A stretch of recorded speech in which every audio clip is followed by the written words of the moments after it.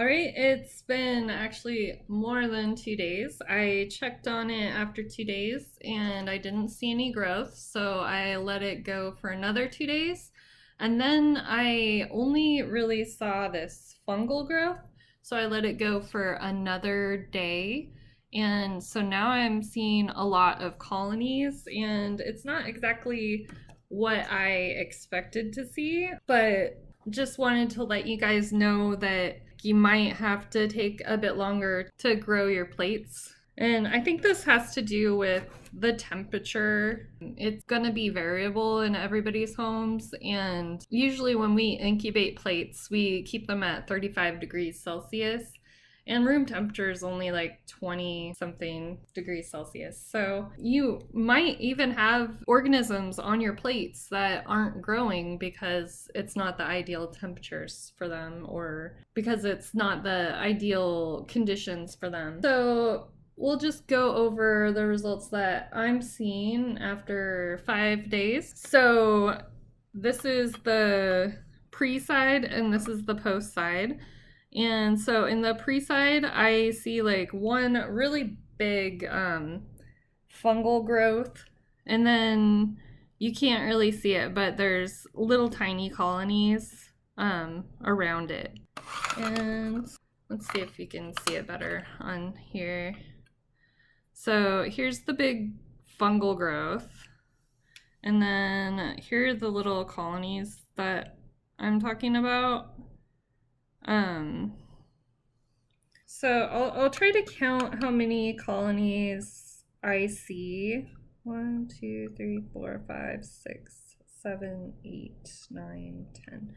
I have about 10 colonies. You can probably only see about like 5 of them.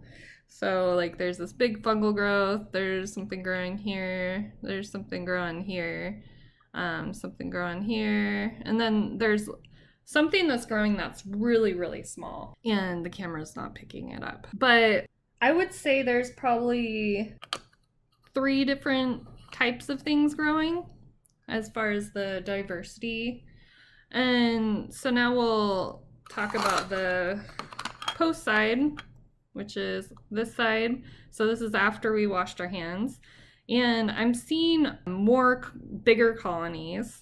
So this right here it looks like another fungal growth, but it's a lot smaller. And so there's these, which all look like they're the same type of colony. And then there's these, which also look like the same type of colony. So I'll count how many I see. So 1, 2, 3, 4, 5, 6, 7, 8, 9, 10. Oh, I have 10 again. And I would say probably about 3 different types of organisms as well, but primarily this one. So I don't know exactly what I'm growing on my plate, so that's why they say it says, no, do not remove the lid from the plate. You will be able to observe colonies without opening the plate, because both beneficial and harmful things might be growing, because we're covered in bacteria, because our bodies naturally have a flora. So like what they talk about in your exercise 1 questions, like what are the normal flora? How do normal flora affect human health? What are transient flora? How are transient flora acquired? So what they're trying to get at is that we have like beneficial microbes that are on us, but then there's also harmful ones that we get on us. And so I would suspect that the post ones are probably like are normal, and the pre would be normal and transient flora. But I really don't know. I'm just thinking out loud for you guys. In the procedure, now we're at 13. So step 13, if no colonies are observed, incubate the agar plate for an additional 24 hours. And like I said earlier, so that's likely due to conditions the bacteria would like to grow. And, this is on our hands, so I would suspect that they would like body temperature would be their ideal temperature to grow. And so room temperature would be kind of low. They'll still grow, they're just going to be inhibited growth. So now we're at step 14. Without removing the lid, take a photo of the developed colonies on your agar plate and insert the image into photo 1. You'll want to make any notes, like there's little tiny colonies.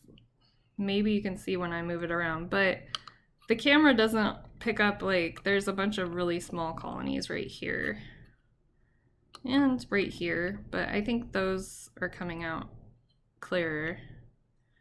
So if something's not really shown in your picture, just explain it in the data table. Step 15 is count the number of colonies on each side of the plate and record in data table 1. This would be just the total amount of things growing, not how many different types of things that are growing. So step 16, observe the colony morphology of the plate for both the pre and post sides.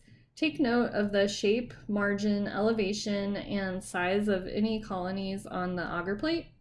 And so you will be using this figure to describe the colonies. And step 17, record your observations for each half of the agar plate in data table 1.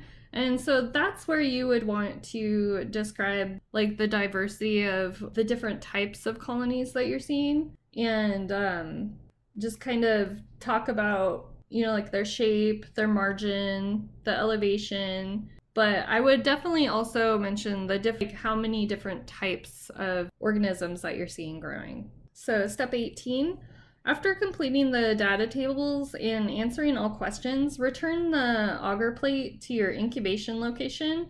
It will be used again in exercise 2 of this laboratory. So I'll grab all the materials I need and then we'll get started on exercise 2.